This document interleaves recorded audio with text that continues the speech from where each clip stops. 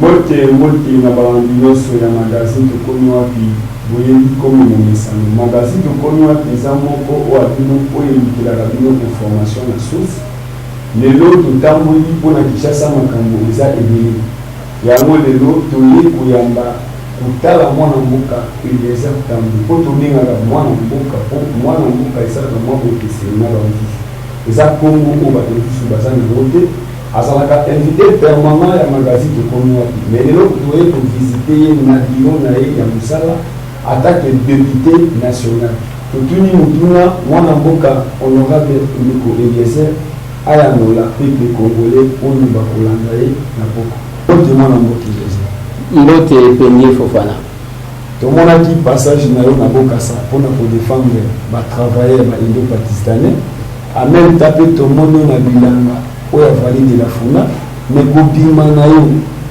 tomoni bakangi lisusu bato yango tozongi yo na biro na yo ya mosala na qualité na yo ya kidepute tutu na boni badémarche oyo osalela peuple congolais.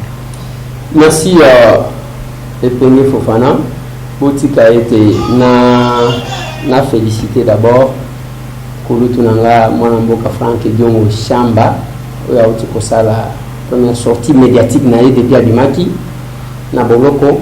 Il a parlé et le peuple l'a écouté et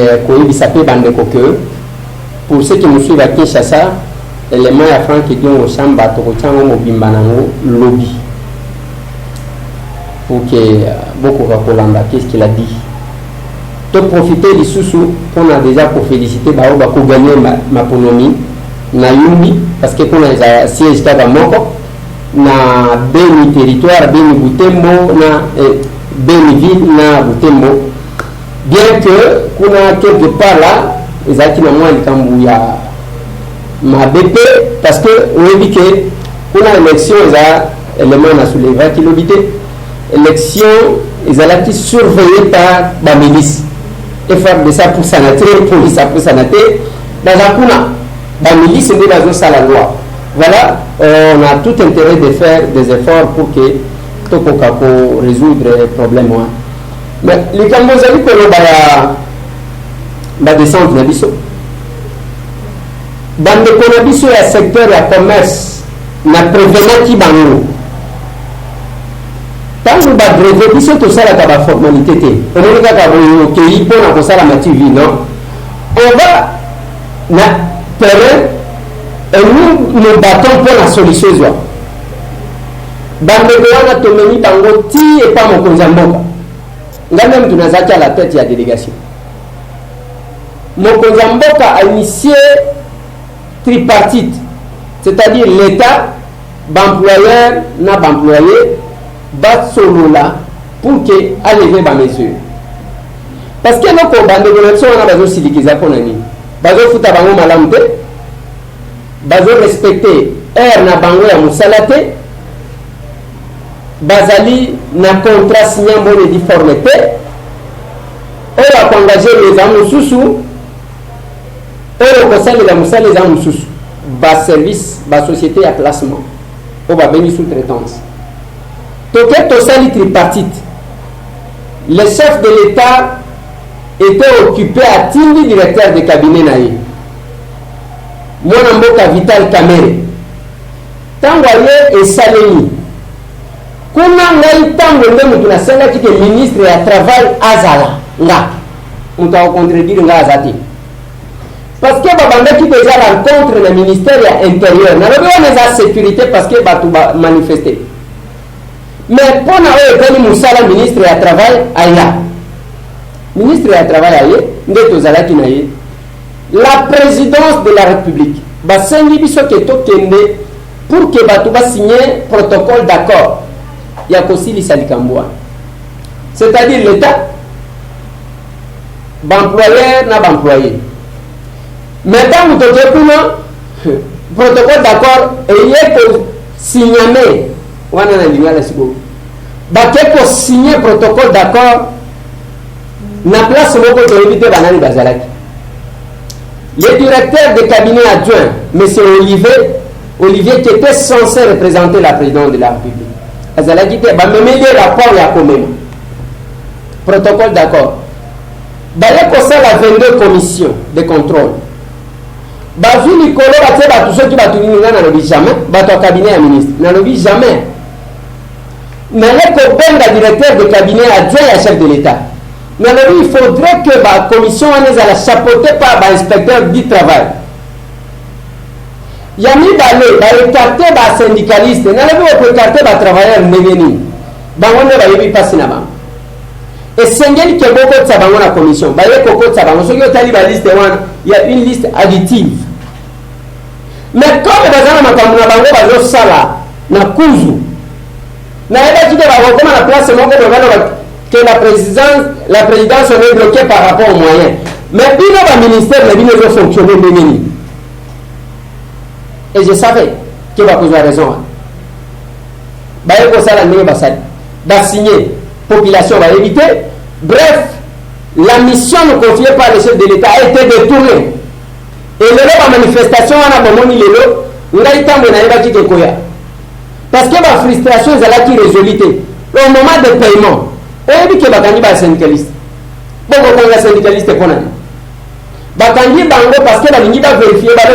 Nous sommes sous-traitance, il fallait que le ministre d'État en charge du travail a comme un sous-traitant va suspendre l'activité na bango pour la foot à sinon va couper ça va tout quand va salir en gros. Ils sont restés comme ça. Je me suis dit bon tout ça la dernière ligne biso to za simple petit député mais tant biso ba simple petit député nenge to ça la musal mais to la ndela quand même temps swappé. C'est la même chose dans Kamboa vallée de la Funa. Yo zama na place wana ke batu ba botonga to tijira tangu tolongwe ya ye majeur akitaki kuna bakangi bandeko memi bango na komina monga fula. On a fait payer aux gens l'argent pour na ko libérer ba pendant qu'il y en a un le majeur wana kendaki ko funda ke akeko pikola ba fleur na lupangu na yi pour la destruction méchant ba bipe na bilango na bazo pikola pour batonga ndako c'est faut kanga pe ba yeko kanga. Ce qui m'a intrigué tangu bakeko futisa bandeko wana mbongo ya infraction nini basali bino bolobi okangaki bango mpona raison d'enquête bozali koluka moko na ba moko wana depuis vendredi azaya kokangama awa nauti na parquet nauti komona ye nalobi na ye mutu soki asombi lupangu na vallée de la Funa eza place nini omoni soki ezouta rompe ngapo okomona batie monument ya mama maraîchère moko wana bien que monument ngo ezopesa bien te côté ya université triangle wana muntu soki asombi lupango ayebake bakobuka place nyonso eza ya kotonga te yango lelo tozodeplore o mabulu barave ezosala tala libuluwa bato bazokufa ndenge wana parce que bitongatonga on veut construire partout. On se battra pendant qu'on sera là en tant que député pour que l'État songa quand même na ba responsabilité na ye. Yango peto ko bana bande. Tozomona la police azo traquer ba coopérant. Tangu bozo kanga ba coopérant wana bozo kangela bangona nini? O bamso vagabondage. Vagabondage bozi place ya kopesa bango misala pour que bo kanga bango ou bien zaka bikanga kanga bo ton sabakasho. Je pense que pour na okanga mutu, on dit que yo coopérant, tika ko chayer musala yango sala musala. C'est normal. Mais batu wana bazo se débrouiller kana ba $20, ba $40, bazo tamola ba papa ya bana na ba mama ya bana. Parce que musala na ezwamité. Il ne faut pas voir ça la action ya pour énerver population. Il ne faut pas opposer chef de l'État contre son peuple, sa base. Et sa normalité. Cette opération-là, ngai temwe na za contre yango. Tant bozolo, batindi bina bokende kokanga bakuluna. Insécurité d'idée qui parle bien na mateteza na couloir de la mort. C'est là que biceps c'est à la police qui ne kobima. Et non kokanga batu, batu bazo débrouiller na ville bokangi. Bon, moni chege. D'accord, chege wana senga kite ka koma chege. Bamsu bazaba orphelin. Mais akati mutu lishetite. Azo sokolela ka batu mituka. Azo sala pona azo 100 francs na 200 francs. Boye bokangi. Ma, est-ce que tant bokangi bokocha ewa? Et moi tant là j'applaudis, je n'applaudirai jamais. Voilà Fofana. Ndeli kambu ndenge zali par rapport à des questions à nous. On a beaucoup il est dit que vous avez un parlement place sur le pour le Tinakio. mais aussi le temps que tamboula, le camoué qui cherche à cacher bêtis. Et la qui est non, on a obimi na quoi ça? Obimi na quoi ça dans les journal et bini. Aux Akina mon amour Roger Lumbala, bah conflit qu'on aébélé parce que Lumbala Kassaye yo Kassaye, aux osama mon aki godon dès que bah qui n'a pas le bananko pour dire que Lumbala a côté là. Mais lelo, nous avons pas tout baillé dit que nous en a parlé du peuple, nous avons yo aux amours du moko dans journal. Merci beaucoup à Epengé Fofana. Je ne peux pas entrer en conflit avec mes confrères, journalistes. On va saluer Moussala. Oui, Basali Moussala. Basali Moussala là-bas. Au moment et là pour Félix Antoine Tshisekedi Tshilombo. Alors oui, on ne peut pas se battre pendant 37 ans pour continuer à battre en exil. Je ne peux pas prendre le risque de me battre pour la liberté d'expression, mais non pas à Batubaloba. Mais pour ça, les baromètres, n'ont d'éviter peut-être, n'a évité que Yéné Mukolo, éditeur n'a lobby ni Jeff Basile Lombodi, Azoka Nangola Mouta Colonie. Alors, ce qui est un article en la page 11, oui, Balobi Eliezer Tamboué, un parfait maître chanteur, Abakomi, Eliezer Tamboué, l'extrémiste, député déshabillé. Déjà deux titres différents. J'ai travaillé dans la presse écrite. La prospérité des alliés. Tant que mon titre, va passer à Moussoussou, va Lukawapi, va tirer plus d'attention par battre. Et puis, nous avons signé un Konanga Antoine Bouchi. Mais tant que je d'abord le journal. Et moi, je ne peux pas m'attaquer à Bandeko Bayebi pour la ligne, qu'est-ce qui se cache derrière l'idée. Mais tu peux réfléchir à haute voix, parce que tout le monde sinon, il y a qui colobaté. Bandeko journal, les baromètres, Botali Awa, et ça a combien de titres dans la manchette? Oui. Balobi, Emery Okunji rend hommage au poète Lutumba Simaro, page 10. Okiti, Balobi vient du docteur Mukwege. Tout ça, Félix et Tshisekedi doit bloquer Kabila. Okiti. Troisième titre.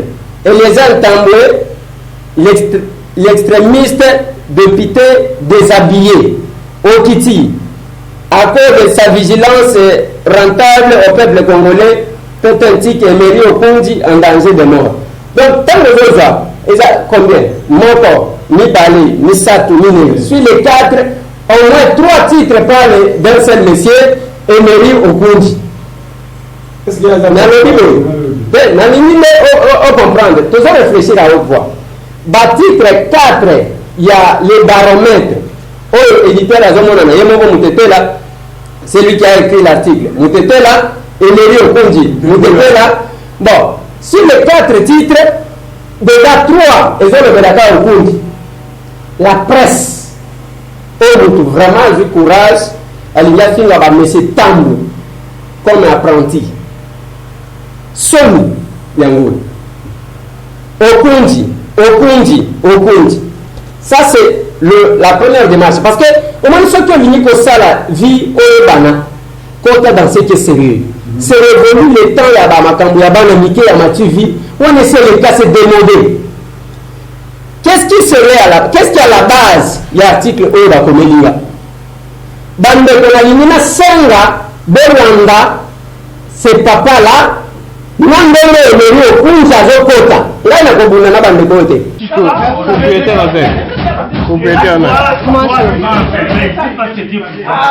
Mais ta puissance là va prendre fin un jour.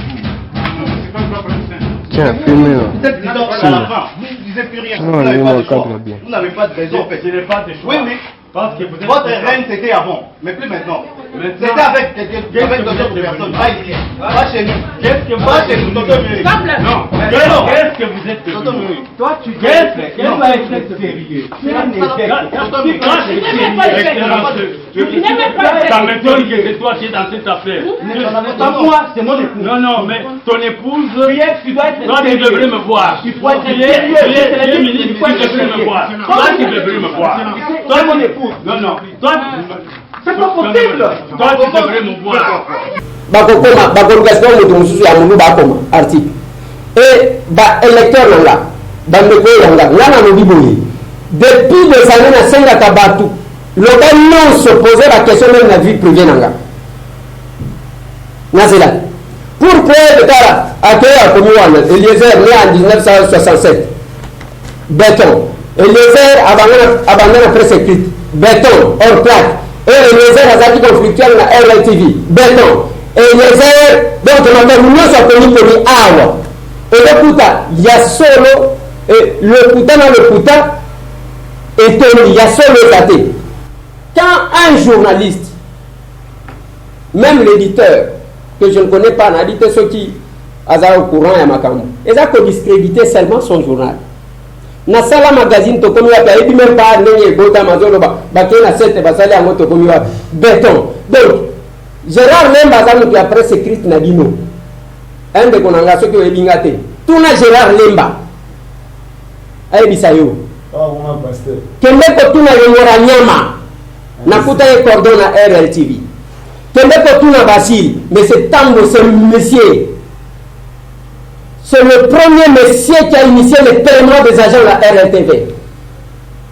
Moutoua a contredit. Pour preuve, ceux qui te vu journal OI, Bazana combien de journalistes? Combien de journalistes? Bafouta Gabango, passez au bureau, il y a M. Tango de vérifier na Bajan, na Nazaka, na Bajan, la RLTV, Nazo, Tango Bakangi. J'ai 6 ans, 7e année en gros. Même pas un retard d'un jour. Je le dis devant tout le monde. Un retard d'un jour de paiement. Et dans le cas où on a dit, bon, bah, qu'il y a un carton en bon. Et puis, carton en bon, 10 000, 9 000 $. Vous trouvez que Moutou et ça la tête. Et ça, quand les autres là, Baza Luka venger et Emery Okundi. Ndekonangai. Batete la baza bande konanga ngana tribaliste te nakota kana biloko ndenge wana te epenge Fofana leki nanga ye mutete la ya danger vienanga Franck Edero Samba mutete la ya danger olingi to tanga lisu même ye Emery Okundi wana je n'ai aucun problème contre lui. Le problème est j'ai parlé de lui non ngana za essuyer kaka pamba. Natikala jamais kozala na problème na Okundi. Okundi c'est parmi batu biso na combat de considéré comme des traîtres.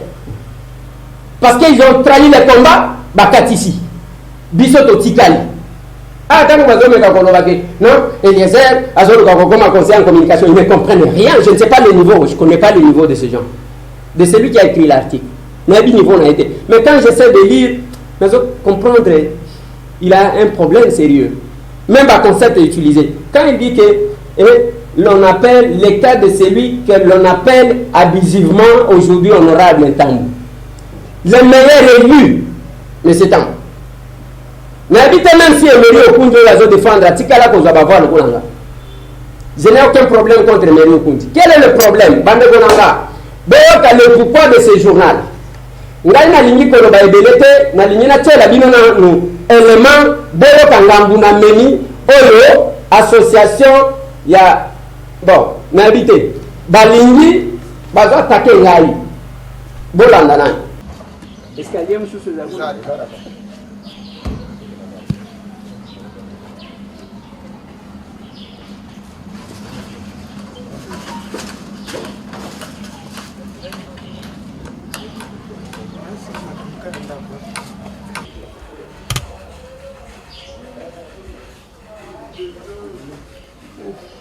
oui.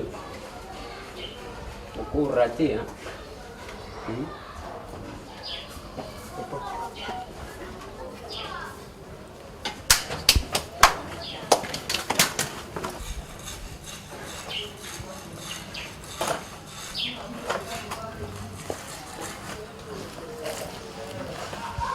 Ça va? Ça va. Attends, le dirigeant, il faut être aussi.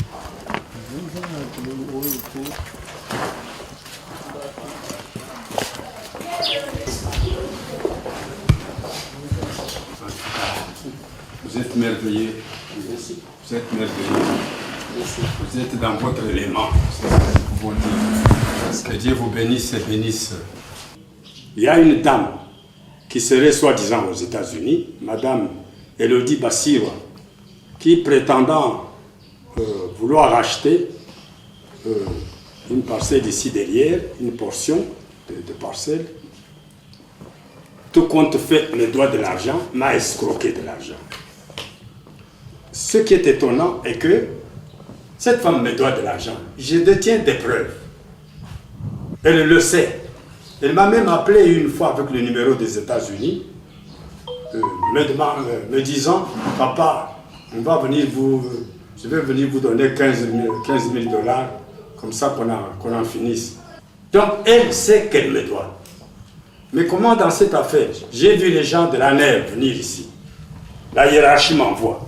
J'ai vu des colonels venir, la hiérarchie m'envoie. J'ai tout vu ici. Le mur qui est construit là-bas est construit par le service d'un magistrat envoyé par un procureur de la République. Donc, un magistrat est venu avec des gens, des maçons, avec des militaires de la garde républicaine pour construire un mur et m'enfermer ici. Il a injurié, et ainsi de suite. Dès que je suis sorti, j'ai demandé qui. C'est qui là-bas? Et la dame me dit, c'est moi, la propriétaire d'ici. Madame, mais la bonne dame ne me donnait pas le temps de parler. Elle avait l'injure facile. L'un des garçons qui l'accompagnait, l'injure très facile. Pas de respect, ne fût-ce que pour mon âge. Or, ils attendaient quelqu'un, parce qu'ils regardaient toujours au trou qu'ils avaient cassé là-bas. Alors, j'ai vu quelqu'un entrer et je l'ai reconnu. J'ai dit, mais tiens, c'est le ministre. Et il est entré avec son doigt comme une arme pointée sur moi. C'est quelqu'un de vraiment, je ne sais pas pourquoi il est ministre. Donc, son doigt était comme ça sur moi. Mon doigt a une certaine puissance. Si je le pointe sur quelqu'un, je ne crois pas que ça peut donner de bons résultats. Son doigt était sur moi comme sur un petit enfant. C'est ma femme, c'est ma femme. Donc, la personne qui était là était une femme que j'ai vue depuis le début de cette affaire. Donc, qui était accompagnée du mari de la personne qui me doit. Donc, cette femme était en compagnie. Donc, cette femme était accompagnée du mari des escrocs. Donc, était accompagnée du mari de la bande d'escrocs. Dès le début de l'affaire. Et Marie Okunji me dit que c'est sa femme. J'ai dit, ah bon, donc je comprends. Mais j'ai souffert longtemps. Mais je ne savais pas que c'est toi qui es derrière cette sale affaire. Mais toi, tu es un ministre. Propriétaire avec. Propriétaire avec. Mais ta puissance là va prendre fin un jour. Tiens, filmez-le. Peut-être à la fin, vous ne disiez plus rien. Non, Vous n'avez pas de raison. Je n'ai pas de choix. Oui, mais Parce que vous êtes votre reine c'était avant, mais plus maintenant. C'était avec d'autres personnes, pas ici, pas chez nous. Qu'est-ce que vous Pas chez nous, Tonton Miri. Non, qu'est-ce que vous êtes Tonton devenu? Miri. Toi, tu qu'est-ce que va être sérieux? Ça m'étonne que c'est toi qui es dans cette affaire. Pas moi, c'est mon épouse. Non, non, mais ton épouse, Tu dois être toi tu devrais me voir. Tu dois être Tu es ministre, tu devrais me voir. Toi tu devrais me voir. Toi, mon épouse. Non, non, toi, c'est pas possible. Toi tu devrais me voir. Mais ce que j'ai dit, la personnalité là est un villageois. Na tongi. Nazana mututa côté les marades tamu ezoki neveni. Le tout ce qui s'est caché, qui flirtait avec le pouvoir. L'actuel chef de l'État a yebi ba kongo na bango tout. Parce qu'il y a un service news. C'est ça le problème, Epenge Fofana. Et ça problème, c'est ce qui a n'engenini. Nalingana tika papa wan, azo vivre en enclos. Je vous informe que j'ai amené ce papa-là et pas conseiller principal et chef de l'État en matière d'année. Alors, quand vous avez comment Bolobi, en danger de mort. Et au coup, il y a en danger de mort. En danger. Ni na sali na fait un tic. Vous pouvez nous parler réellement de ce qu'il a fait. Alors, tout. Il n'y a pas de crime parfait. Il fallait qu'il fasse attendre tout soit comme. Maintenant, vous voyez comment. D'abord, vous attribuez trois titres. Ce qui a financé sa cabine, d'accord. Mais cherchez ce que vous devez savoir. C'est que la République, ils ont posé à ma sérieux tout ça là. Ils ont besoin de je défendrai Batu Obazali que subir l'injustice Tinasuka. Je les défendrai. Il fallait que Mélio Kundaya Kobimal, Lobake Wana Mwasina Yete, Yewana Te O vidéo Wana Bazui. Donc, il va continuer à salir montage.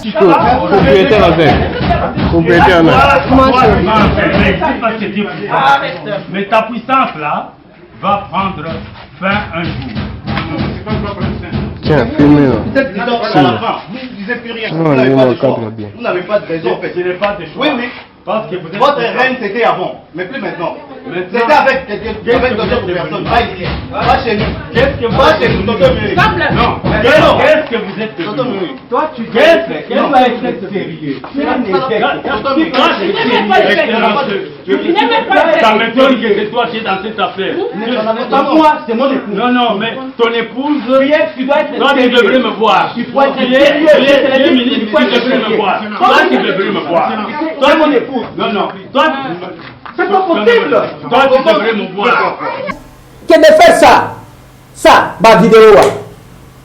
Ça va être sérieux. Ça m'étonne que c'est toi qui es dans cette affaire. Moi, c'est mon épouse. Non, mais ton épouse, tu dois être toi tu devrais me voir. Tu es ministre, tu devrais me voir. Toi tu devrais me voir. Toi, mon épouse. Non, toi, c'est pas possible. Toi tu devrais me voir. Ngande mutu na deko benga elero kundi yako kote la soki nani utawa zoro base mafamu wananga. C'est toi qui es dans cette affaire. Moi, c'est mon épouse. Non. Tangu yezoro ba monsieur tambo ke tangu watu bazana pale maya zo tambo. Mukolo wana plénière ezalaki même ceux qui plénière ezali quand mon autorité morale m'invite j'ai pas. Heureusement qu'on reconnaît triangle. Je suis parmi les rares députés qui interviennent dans cet hémicycle. Les nouveaux.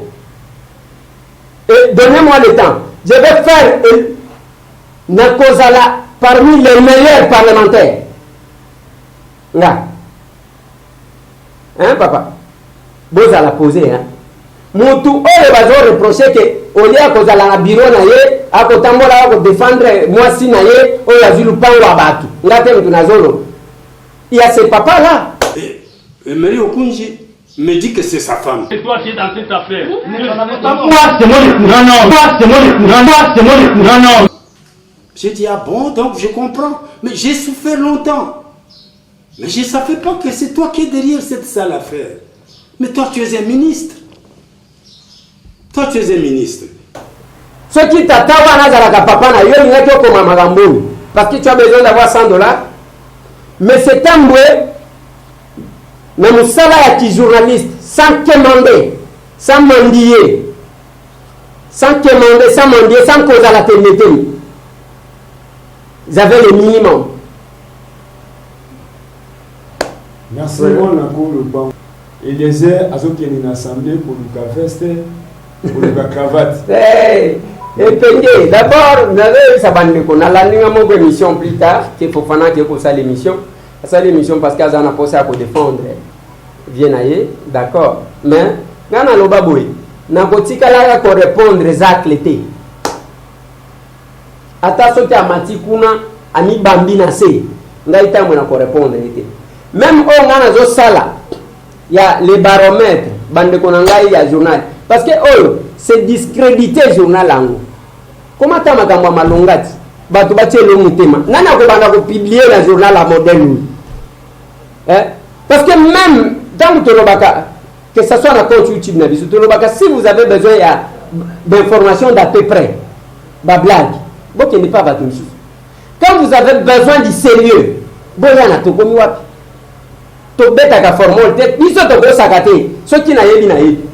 Bati kala jamais comment on a une antichambre à la ministre, là. Jamais. Viens en Basile au nom. Si vous avez natikala jamais kokota na cabinet na ye nakendaki makambo ya tripartite ntango nake kozwa un document na sekutu nayebi ata biro na ye te nazalaka moto ya ndenge wana te. Nous rêvons grand parce que toza na bambition minene donc eza ndenge wana et puis na osukisa epenge Fofana mpona koyebisa na bandeko na biso ya Afrique du Sud d'information bopesaki biso. Il y a l'un qui nous a écrit qu'il y a captable et commentaire na yango wana alobi na biso ke ndeko Eliezer ba image wana bazotia na Facebook eza ya kala awa toza na biso bien problème eza te bino mpe bato bopesaka biso ba information bopesaka mpe biso ba information ya bien soki likambo eza na Afrique du Sud te nga te mutu nazoloba ndeko wana oyo akommente mutu akomeli biso. Donc voilà ce que dit et je répète encore que bandeko soki bomoni bakofinga ngai tambwe naza villageois naza na Kisasa mais na postulé awa meilleur élu na Lukunga place bato bakima okababe mafuta te okababe mitu nakenda pe église te okababe ba moto te nakenda te église te. Donc c'est pour vous dire que bandeko nanga bozala calme tokozala na système ya kitisa biso mutema soki information eza makasi dès que moni biso toye kokitisa bino mutema. Donc eza problème te bandeko nanga ya les baromètres mais quand même pour la géopolitique il faut kaka kosangisaka bato il ne faut pas oyo lomboji azolobela okunji na te lomboji eza éditeur lomboji azolobela atindi Antoine Bochi azolobela okunji donc kokoma lokola ndenge Molière alobaka ke mafumbe non c'est pas normal. Donc bref et là qu'on a fait là mais bon nous information il y a bien je vais vous demander de chercher vraiment les informations sur mes sites. Maintenant nous avons tout mon toit abimisa ya kati dans ma vie privée abimisa ouais na lukakande mutu abimisa information ya kati parce que mutu tout ya RLTV ce qui attendait logo akoyoka posa ko sanza aibi même pas cette bota mandengeni aibi même pas tokomi ya bota mandengeni aibi même donc il ne connaît rien du tout balobi kaka na yembo commande ngwana ce qui honorable Emery Okunji le tout passe par Emery Okunji donc Emery Okunji bakotia et ce qui combien de fois donc c'est un peu quand même compliqué alors là on a un problème dans mon tout mais je me battrai toujours pour la vérité que ce papa là jusqu'à ce que à retrouver ba droit na mais ce qui a un problème na Emery Okunji mutatanga ki yewana Emery Okunji pona ni ade kwa take mais un ministre, c'était aux heures du matin, peut-être vers 9h. Il devrait être à son bureau. Il est ici pour casser les murs et venir agresser. C'était vers 9h. C'était autour de 9h de toute façon. Donc, il n'était pas à son bureau, il était ici. J'ai insisté lui sur le fait qu'il était ministre. J'ai dit, tu es un ministre. Tu n'es pas n'importe qui. Ça fait 2 ans. Il y a quelqu'un défendre moi si naïe. Il y a un moi si naïe dans le pangwa. Il me dit que c'est sa femme. J'ai dit ah bon donc je comprends. Mais j'ai souffert longtemps.